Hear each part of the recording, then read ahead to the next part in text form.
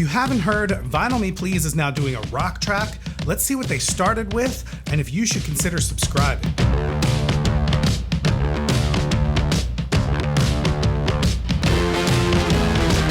This is actually pretty exciting for me. I'm relatively new to Vinyl Me Please, and even though I've been amassing a ridiculous amount of their vinyl over the past couple of years, this is actually the first time I've been a member while they announced a new track. And because I'm a self-admitted completist, seeing the chance to have 001 in my collection of some kind is always a thing for me. I don't know if it is for you, let me know in the comments below.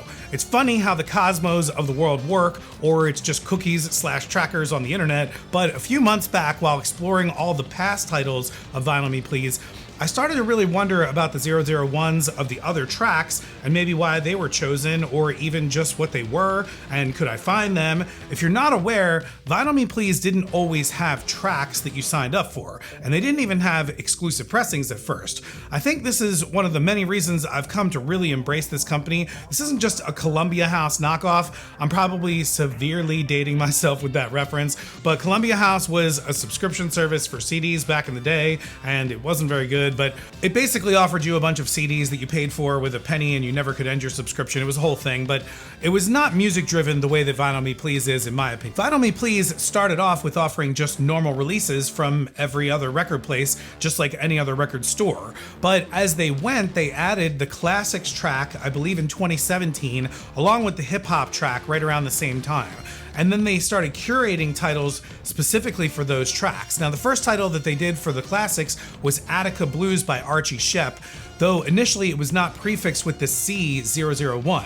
In case you haven't figured out, I really love the numbering of the records on labels, and I personally find it to be fascinating to see all the titles listed in order. And sometimes record labels will actually release records out of order, or they will release records before the number is supposed to be coming out, and so I find that interesting too. There's a great resource and link that I'll list to in the description so that you can see other things from the Vinyl Me Please catalog. Also, while you're there, take a minute and subscribe to the channel. I have a lot of things coming out in the future that I think you're gonna really like if you're a vinyl lover, which I'm pretty sure you are if you're here. I've also finally caved to the meta overlords and officially started an Instagram account for this channel or page or whatever the hell you call it over on Instagram. If you wanna follow me there, it is at Real Pieces of Vinyl, the joy of signing up late. Back to not talking about the Strokes or this record. Seriously, let's bust in here at this point and actually show this bad boy. This is VMP Rock RR001, The Strokes, Is This It? On orange and blue splatter vinyl. I'm a big fan of transparent splatter, and I think this fits really well with the band and the record and the jacket. This is mastered by Ryan Smith at Sterling Sound, pressed at GZ Vinyl, with a tip-on style jacket that they list as a double gatefold. I guess that means it's just really big. This is a really nice gatefold. The VMP extras are always the best. This is the new Rock Obi. If you check out my Brazil MPB video that I just did, I show off one of the older white Obies. Again, I'm obsessed and I'm a collector here when it comes to this kind of stuff, so I'm psyched to see this new Rock Obi with the gray block at the bottom. The listening book here was written by Erica Campbell, and these are always really, really great. I'm excited to read this one because I'm not too familiar with the Strokes. Oh yes, this is basically a first listen for this album and band for me. I think I remember like one song from them. I think I remember Last Night. I think that's the main track that is very popular, at least from this album, but this is a genuine person getting turned on to new stuff from Vinyl Me Please here. This is why you should probably sign up for the service or at least go collect records of theirs that you find out there in the wild. They have some really, really great options and some really great offerings out there. This album was originally released in 2001 on RCA Records, and it had a vinyl issue then, but this is the first time that the tracks New York City Cops and When It Started are actually included. So this is kind of a one-of-a-kind record here for this group. I even had to look this up a bit and confirm this. There are a lot of repressings out there for this record, including this one from Newberry Comics that is extremely expensive and on a cool half and half blue and yellow mix, but some have New York Cops, some don't. Some have When It Started and some don't. I didn't look at every single one. There are like 15 or 20 different versions on Discogs, but this Vinyl Me Please has these two tracks, so if that is your thing, here they are.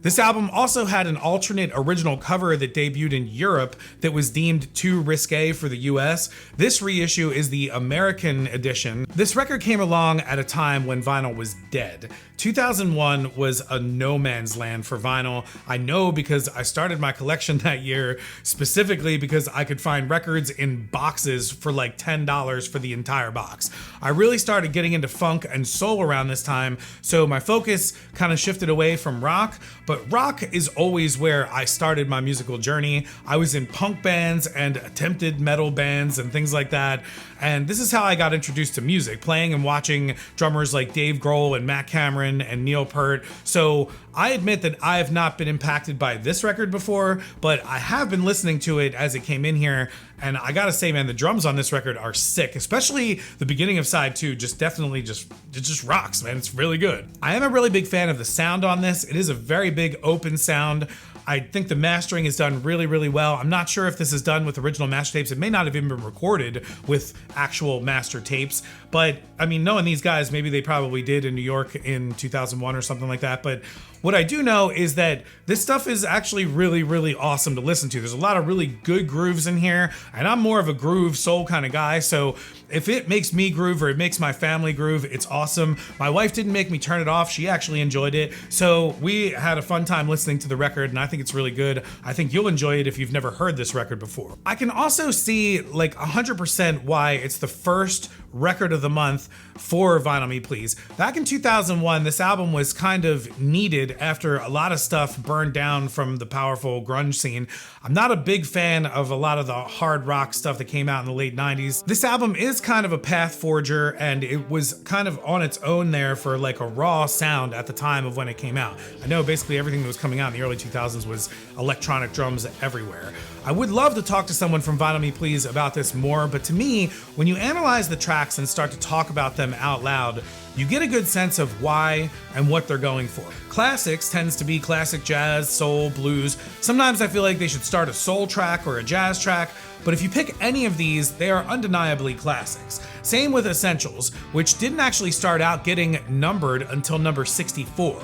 Prior to that, these were just the records of the month, and then in April of 2018, they started the Essentials track, and it took over from the overall numbering of the records of the month. So number 64, Arctic Monkeys, is the first E001 prefix, or E064 prefix. And in the past, I've even made this argument: why is there a hip hop album in Essentials when there is a hip hop track?